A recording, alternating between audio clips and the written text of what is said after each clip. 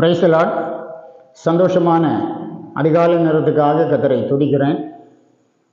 காலை நேரத்தில் தண்ணீர் ஏதோ வழி வந்தது. வாய்க்கால்களை வெட்டினார்கள், மழையை காணவில்லை, காற்றை காணவில்லை, ஆனால் தண்ணீரை கண்டார்கள். தண்ணீர் ஏதோ வழி வந்தது. நம்முடைய தேவன் அதிகாலை வேளைகளில் நம்மை ஆசீர்வதிக்கிற தேவன். ஆகவே அதிகாலையில் ஆண்டவருடைய ஆசீர்வாதத்துக்காக நாம் காத்திருக்க வேண்டும் என்று சொல்லி நம்முடைய தேவனாகிய கர்த்தர் விரும்புகிறார். இந்த அதிகாலையிலும் கூட நம்முடைய தியானத்துக்காக தெரிந்து கொண்ட வேத பகுதி நீதிமொழிகள் புத்தகம் 14வது அதிகாரம் 23வது வசனம். சகல பிரயாசத்தினாலும் பிரயோஜனம் உண்டு, உதடுகளின் பேச்சோ வறுமையை மாத்திரம் தரும். இன்றைக்கு உலகத்தில் மனுஷன் எவ்வளோ பிரயாசப்படுகிறான். நீங்கள் என்னதான் பிரயாசப்பட்டாலும் அதற்கு பிரயோஜனம் உண்டு. கர்த்தருக்கு பயந்து அவர் வழிகளில் நடக்கிறவன் எவனோ அவன் பாக்கியவான், அவன் தன் கைகளின் பிரயாசத்தை சாப்பிடுவான் என்று வசனம் சொல்லுகிறார். இன்றைக்கு உலகத்தில் நாம் சாப்பிட வேண்டுமே, ஆனால் நாம் எல்லாரும் பிரயாசப்பட வேண்டியது இருக்கிறது. சகல பிரயாசத்தினாலும் பலன் உண்டு, ஆனால் உதடுகளின் பேச்சோ வறுமையை மாத்திரம் தரும். ஒரு பெரிய டாக்கட்டிவாக நம்ம இருப்போமே, ஆனால் அது நமக்கு வறுமையைத்தான் உண்டு பண்ணும். அது யோபின் புத்தகத்தில் படிக்கிறோம். வாய்ச்சாலகன் தேவனுக்கு முன்பாக நீதிமானாகி இருப்பது எப்படி என்று கேட்கிறார்.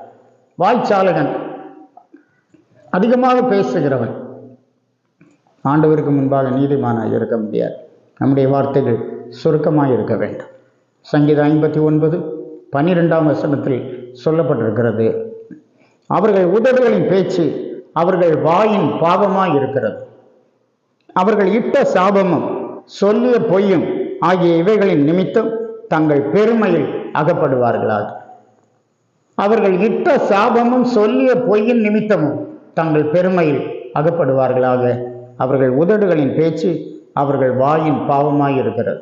இந்த காலை நேரத்தில் நம்முடைய உதடுகளை, ஆண்டவரே என் உதடுகளுக்கு காவல் வையும் என்று பக்தன் ஜெபிக்கிறான். நாமும் கூட அவ்விதமாய் கேட்கலாம். அது ஒரு நல்ல ஜெபமாக இருக்கிறது. எபேசியர் 5ஆம் அதிகாரம் 4ஆம் வசனத்திலே வாசிக்கிறோம், அப்படியே வம்பும் புத்தியினமான பேச்சும் பரிகாசமும் தகாதவைகள். வம்பும் புத்தியினமான பேச்சும் பரிகாசமும் தகாதவைகள் ஸ்தோத்திரம் செய்தலே தகும். ஆண்டவரை நோக்கி துதிக்கிறது. நம்முடைய கைகளை பரிசுத்த ஸ்தலத்துக்கு நேராக ஏறெடுத்து, பரலோக ராஜ்யத்துக்கு நேராக ஏறெடுத்து ஆண்டவரை ஸ்தோத்தரிக்கிறது தான் தகும். ஆகவே அதற்கேற்றபடி எப்போதும் துதியோடும் ஸ்தோத்திரத்தோடும் ஆண்டவருடைய சமூகத்திலே காணப்படுவோம். கர்த்தரை நான் எக்காலத்திலும் ஸ்தோத்திரிப்பேன், அவர் துதி எப்போதும் என் வாயில் இருக்கும் என்று சொல்லப்பட்டபடி இந்த நாள் முழுவதும் ஆண்டவரை துதிக்கிற துதியும் ஸ்தோத்திரம் உங்கள் வாயில் இருக்கும்படி பார்த்து கொள்ளுங்கள். கர்த்தர் உங்களோடு இருப்பாராக. ஜெபிப்போம். துதிகளின் மத்தியில் வாசம் பண்ணுகிற பரிசுத்த பிதாவே, ஆசீர்வாதமான இந்த அதிகாலை வேளைக்காக நன்றி சொல்லுகிறோம். இந்த காலையிலும் கூட நாங்கள் அதிகமாய் கர்த்தரை துதிக்க ஸ்தோத்திரிக்க ஆண்டவர் கிருபைத்தார். வீண் பேச்சுகளுக்கு, வம்பான பேச்சுகளுக்கு, புத்தியினமான பேச்சுகளுக்கு எங்கள் நாவை விலக்கி காத்துக்கொள். எங்கள் உதடுகளுக்கு காவல் வை. கர்த்தர் கூட பலப்படுத்தும். இயேசு மூலம் கேட்கிறோம் பிதாவே. ஆமென். ஆமென். God bless you.